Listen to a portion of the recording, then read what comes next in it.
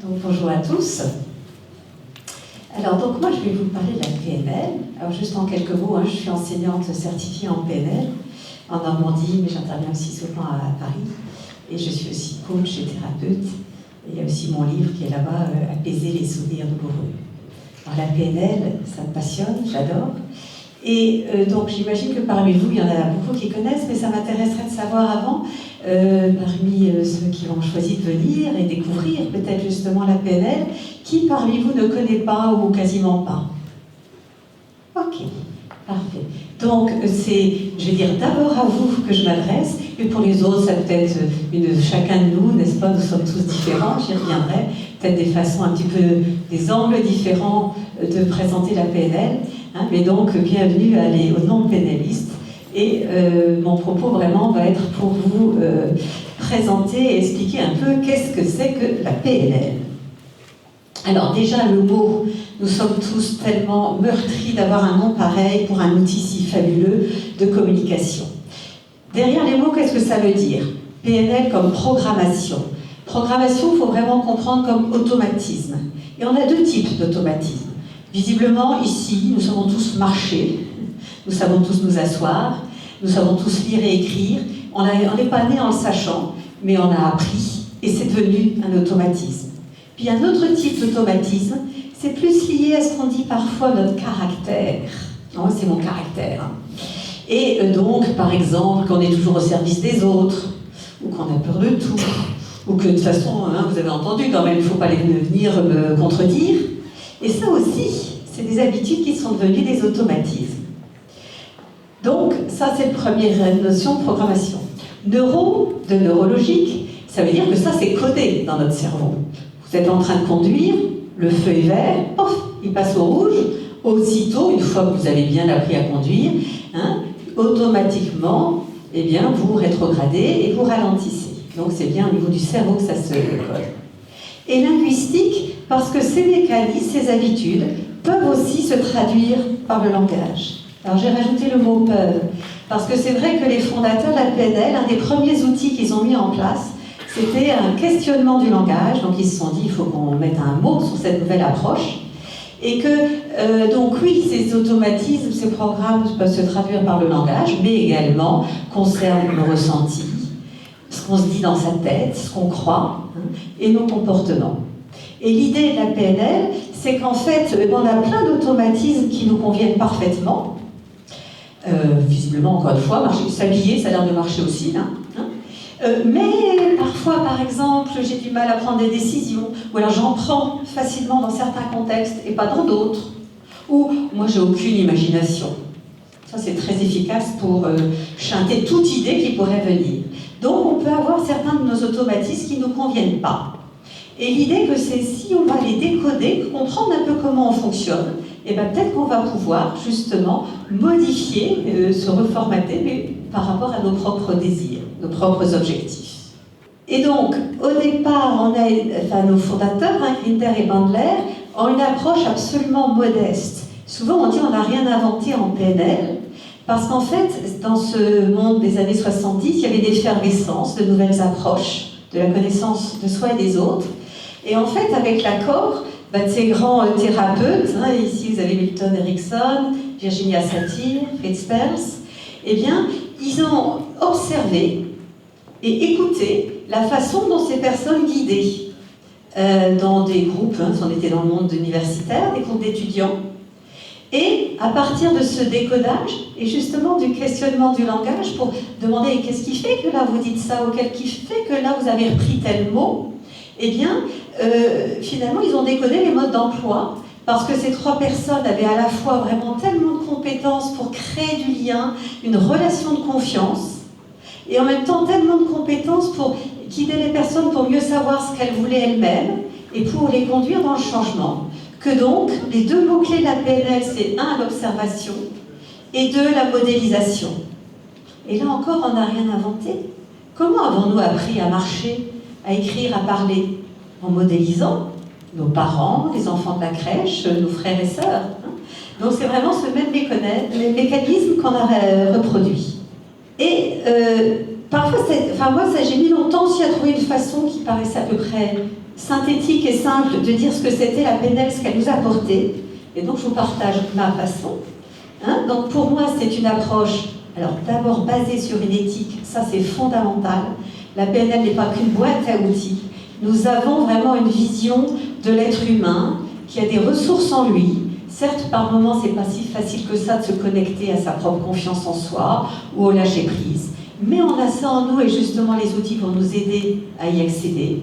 Et on va revoir ça tout à l'heure, chacun de nous en est différent, mais on peut aller à la rencontre de l'autre dans le respect de l'autre. Donc, basé sur une éthique.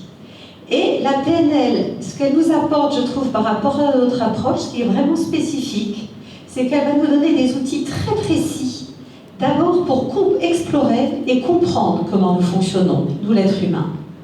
Et à quoi ça sert de comprendre comment on fonctionne? Dans deux grandes finalités, à la fois conduire le changement, je vais y revenir, et faciliter la relation à l'autre. Alors, je vais vous donner juste deux premiers éclairages sur ces clés de compréhension et d'exploration. La première, c'est la suivante. Ça nous est tous arrivé d'être dans le stress. Et ça nous est tous arrivé d'être dans la sérénité. Eh bien, en fait, quand on est dans le stress, d'ailleurs, vous pouvez peut-être vous souvenir de choses comme ça, qu'est-ce qui se passe? En fait, dans notre tête, on va focaliser, soit sur ce dossier-là, et je ne vois plus que ce dossier-là, ou sur le chien des voisins qui aboie, et c'est comme si j'avais un cordon auditif qui amplifie le chien des voisins, ou sur cette sensation-là. Dans le stress, on focalise. On va parler de vision tunnel ou d'audition tunnel.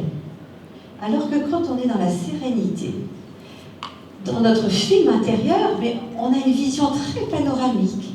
On entend l'ensemble des bruits, on entend aussi le silence, ou on a une perception entière de notre corps. Et donc, en fait, on est, sans le savoir, bien avant l'invention du cinéma. En fait, nous sommes des scénaristes incroyables, et avec tous les effets spéciaux imaginables. Par exemple, quand on se sent en infériorité par rapport à quelqu'un, dans vos images, l'autre personne, vous l'avez grossi, et vous vous êtes rapetissé. Eh bien ça, c'est un des éclairages que nous donne la PNL, de se rendre compte que les films qu'on se produit, les bandes son, comme nos perceptions, eh bien on a tous les paramètres.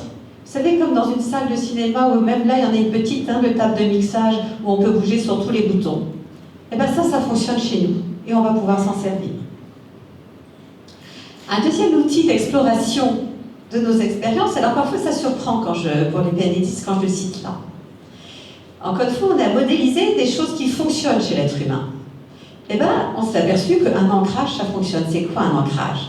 Vous vous souvenez peut-être de la Madeleine de Proust, c'est que quand là, il remange dans son âge adulte, cette Madeleine, déjà rien qu'à sentir l'odeur, puis le goût en bouche, il est revenu dans son enfance, chez la tante Odette.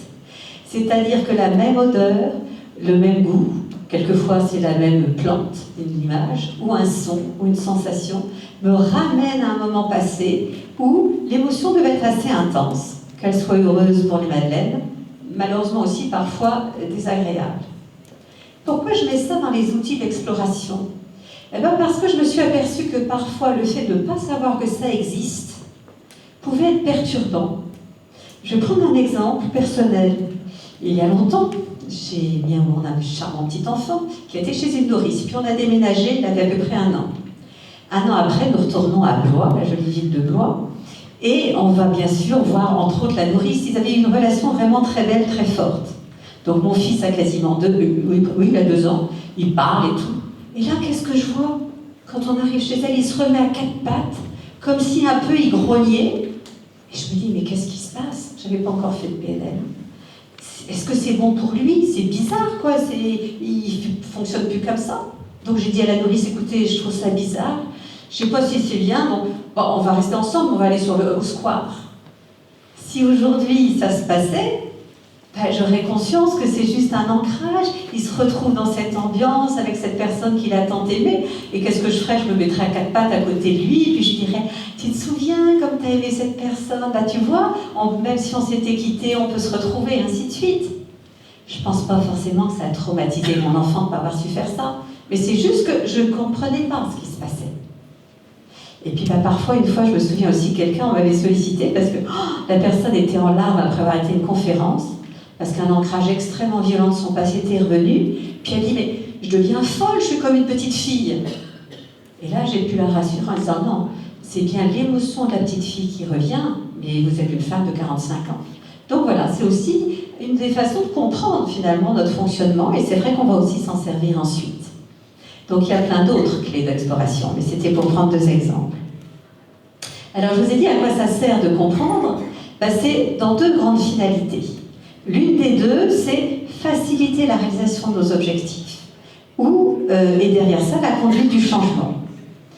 Et donc, les fondateurs de la PNL, et puis on continue toujours à explorer davantage, eh bien, ils se sont rendus compte que c'est aidant de clarifier vraiment ce qu'on veut. Alors que parfois, on sait qu'on veut des choses, mais c'est quoi? Est-ce que c'est vraiment ça? Et de prendre le temps vraiment de s'imaginer que je suis en train de le vivre. Et quand je suis en train de vivre mon objectif atteint, même si là, on est le 31 janvier, voilà, comme si j'étais, je sais pas moi, le 15 février ou le 30 mars, eh bien, à la fois, je vais pouvoir vérifier si c'est ça vraiment que je veux, puis en même temps, en sentant que, waouh, je peux l'atteindre, combien ça booste la motivation. Et la motivation, c'est bien l'énergie qui va nous aider à accomplir ce qu'on veut. Donc, la PNL va nous avoir modélisé une stratégie qui facilite la réalisation de l'objectif. Et en même temps également, dans cette stratégie, comment je vais m'y prendre le plan d'action pour réaliser concrètement ça. Elle va nous apporter des outils pour booster justement, par exemple, la confiance en soi, ou le lâcher-prise, ou le calme, la concentration. Elle va nous aider à ça, en nous apportant des outils. Mais ça ne suffit pas toujours que de savoir exactement ce que je veux, de chercher à le vivre. Parfois, ça coince. Ou parfois, je veux bien, mais je voudrais arrêter de fumer, mais c'est plus fort que moi. Ou je voudrais être à l'aise là en public. Mais j'y arrive pas. Et donc, en fait, la PNL va nous apporter des outils, des techniques de changement qui prennent en compte ces différents besoins parce que justement, on va pouvoir les explorer. Et donc, il y a un peu 2 grands types d'outils, de techniques, là où c'est justement des émotions qui nous envahissent, malgré nous, j'ai perdu confiance parce que mon cher inconscient, il me ramène quand en CP, j'ai répondu à côté de la plaque, et de voir tous les regards ironiques devant moi. Ça fait ça, et du coup maintenant ça coince. Donc on va avoir vraiment des outils pour apaiser, neutraliser ces fameux ancrages dont j'ai parlé tout à l'heure quand ils étaient négatifs. Et on va avoir un autre grand type d'outils, c'est plutôt quand je fais un truc mais je ne voudrais pas faire ça, je ne voudrais pas fumer, je continue à fumer, je ne voudrais pas boire, mais je continue à boire, je voudrais arrêter de couper les gens, ou de taper du poing sur la table, ou je voudrais aussi arrêter de me dire mais je ne vais pas y arriver. Ou je voudrais aussi arrêter de me faire des films comme quoi, de toute façon, le pire, ça va vraiment mal se passer. Et donc là, en fait, ça en lien toujours avec notre charte éthique, la PNL va nous permettre de comprendre que plutôt que de lutter contre le comportement, on va aller chercher à comprendre qu'est-ce que je cherche à satisfaire derrière ça.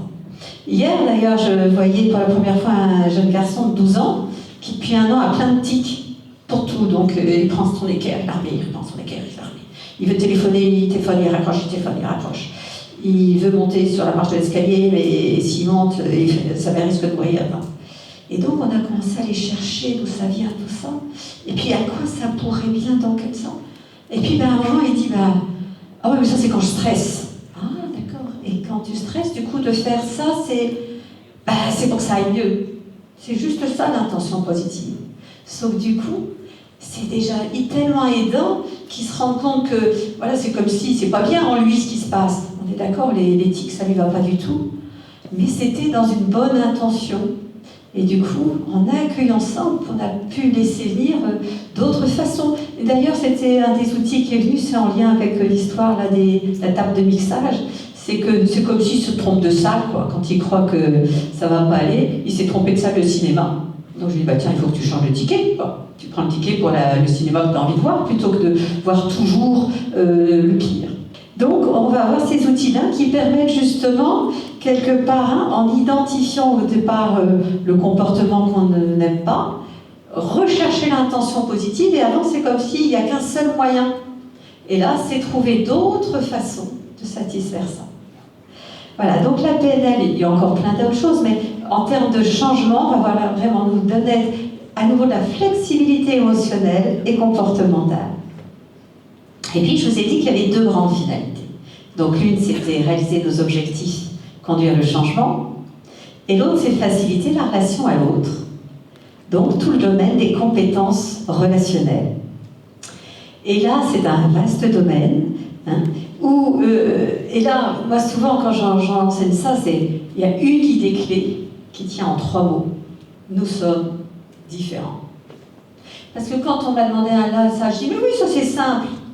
Hop, quand je dis c'est simple, je nie ça. Oui, pour moi c'est peut-être simple. Mais celui qui m'a demandé, c'est que pour lui c'est peut-être pas simple. Quand vous demandez quelque chose et on vous dit c'est simple, vous vous sentez peut-être un petit peu jugé ou un petit peu bené. Hein. Donc il y a des petits mots comme ça qui sont parfois si fréquents, et ben ça viole quelque part cette notion essentielle, c'est que nous sommes différents. Et que oui, je peux vous expliquer si ça j'ai compris, mais ça ne veut pas dire que c'est simple, c'est que voilà, à moi de faire en sorte que l'autre personne puisse comprendre. Donc il va y avoir une notion très très importante qui est de s'adapter, hein, aussi bien au comportement, aux mots de la personne et à ce qui est présent pour elle, pour pouvoir établir cette relation de confiance qui est si importante dans la vie. D'autant plus qu'on est quand même, donc on est différent dans notre façon de tenir, dans notre façon d'être bon en informatique ou pas, mais plus que ça, je vous parlais des caractères là au départ, on est aussi tellement différents, par exemple, dans nos motivations profondes.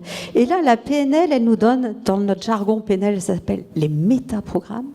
En français, on peut dire des modes de fonctionnement. Ça nous permet de comprendre à quel point là-haut, on fonctionne si différemment. Et un des exemples que je trouve vraiment intéressant, c'est nos motivations principales, les triprimaires, pour ceux qui connaissent la PNL. Et c'est que là, par exemple, nous sommes tous ici dans cette salle, et probablement pour certains d'entre nous, notre moteur principal, vraiment ce qui fait qu'on est venu là, c'est parce que ce qui est essentiel dans notre vie, c'est la relation à l'autre. Que ce soit parce que là, vous allez faire des rencontres ou retrouver des personnes, ou parce que vous êtes venu voir Laurent Gounel, entre autres, parce que donc vous aviez lu ses livres ou intrigué et puis vous vouliez le voir lui. Hein, ou parce que ça va peut-être vous aider dans vos propres relations personnelles, professionnelles, amicales. Et puis d'autres parmi nous aujourd'hui, oui, les relations c'est sympa, mais ce qui me pousse, ce qui me guide, ce qui me satisfait ou ce qui me manque, c'est vraiment agir, être efficace, relever des défis, hein, produire, réaliser, il faut que ça avance. Et peut-être que vous êtes venu parce que la PNL, ça peut peut-être m'aider à être plus efficace, oui, il y a ça aussi, hein, et à être plus, ou me lancer dans des projets, des entreprises. Et puis parmi nous, il y a encore une autre grande motivation, c'est apprendre, transmettre. Curiosité, découvrir, c'est ça dont j'ai besoin pour vraiment être contente de ma journée. Eh bien, tout ça peut se compléter merveilleusement, sauf que par moment, eh bien, on est tellement chacun axé sur notre motivation qu'on a l'impression que ça s'oppose ou qu'on ne se comprend pas. Eh bien, ces clés-là de ces modes de fonctionnement va vraiment être très éclairante. En quelques mots aussi, une autre clé, c'est la perception du temps. Le temps, c'est cool. Eh bien, par moment, certains d'entre nous, on va dire qu'on est dans une vision fractionnée du temps, c'est-à-dire que là, je suis dans l'instant. Alors, je peux être soit très concentrée, et puis, donc voilà, je suis vraiment là-dedans. Ce qui se passe avant, ce qui se passe après, je n'y suis pas. Et donc, ça peut être très bien, voilà, pour être concentré, ou on a des soucis, pof, allez, ce soir, on débranche, on fait la fête, demain est un autre jour. Et à d'autres moments, on va être plutôt dans une perception continue du temps. C'est très utile, par exemple, pour fixer des priorités. Pour fixer des priorités, il faut que je vois les différents enjeux et je commence par quoi, je continue ensuite par quoi d'autre. Pour voir aussi une évolution. Ah oui, quand même, depuis quelques années, ça, je leur arrive ça plus facilement, ainsi de suite. Donc, bien sûr qu'on a les deux. Chacun de nous, ici présents, on a parfois fixé des priorités et par moments, on a su être très concentrés. Et puis, là aussi, en fonction de nos parcours de vie, certains d'entre nous, on va être beaucoup plus dans un mode fractionné. Un de mes chers fils, c'était le dimanche soir, maman, j'ai besoin de ça pour demain. Mais le dimanche soir, surtout dans une ville de province, il n'y a pas de magasin ouvert. Et d'autres d'entre nous, on va être surtout dans la perception continue temps, très efficace pour les insomnies. Vous repassez la journée d'hier, celle de demain, celle d'avant-hier, celle dans 3 ans, celle d'il y a 15 ans. Et donc, l'idée en PNL, c'est jamais il y a un bon côté, un mauvais côté. C'est de découvrir que plus je connaissais ça, plus je connais ça et je comprends ça, plus je vais développer de la flexibilité. Et donc avoir accès, pouvoir alterner peut-être même dans une même après-midi. On travaille stratégie, donc plutôt dans une vision continue du temps. Et puis là, maintenant, comment on va s'y prendre avec les moyens d'aujourd'hui, c'est peut-être un peu plus un temps fractionné. Donc déjà pour soi, mais dans la relation à l'autre, je ne peux pas vous dire combien de fois en coaching, sur des enjeux de difficultés relationnelles entre des personnes, en décodant, moi j'entends « Ah oui, mais l'une est tellement fractionnée, l'autre est tellement plus continue. » Donc, aux yeux de quelqu'un de continu, quelqu'un de fractionné, c'est « Il est étourdi, donc il n'est pas motivé, il n'est pas impliqué, quoi. C'est pas quelqu'un de sérieux. » Et puis, aux yeux de quelqu'un de fractionné, quelqu'un de continu. Attends, on est en train de s'occuper de ça, et toi tu repars encore ailleurs. C'est pas efficace. Donc, on va être dans le jugement, plutôt que découvrir que, ah oui, on est différent. Donc, comment on va mieux s'accorder? Et l'adaptation, ça va être aussi là-dedans.